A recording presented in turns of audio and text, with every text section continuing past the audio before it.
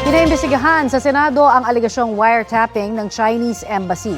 Kaugnay po yan sa ilang ulat na may recording daw ang embahada ng usapan ng isang Filipino military official at isa sa mga Chinese diplomat tungkol sa New Model Agreement sa Ayungin Shoal. Inihain ni Senador Francis Tolentino ang resolusyon. Kasabay po nito iniutos din ni Justice Secretary Jesus Crispin Remulla na imbestigahan ng NBI ang mga iligal na gawain ng mga foreign diplomat. Anya, hindi dapat ginagamit ang diplomatic immunity para sirain ang kapayapaan ng bansa. Wala pang komento ang Chinese Embassy tungkol sa investigasyon sa Senado maging sa pahayag ni Remulla. Pero una nang sinabi ng Chinese Foreign Ministry na dapat tiyakin ng gobyerno na malayang nagagawa ng mga diplomat ang kanilang tungkulin.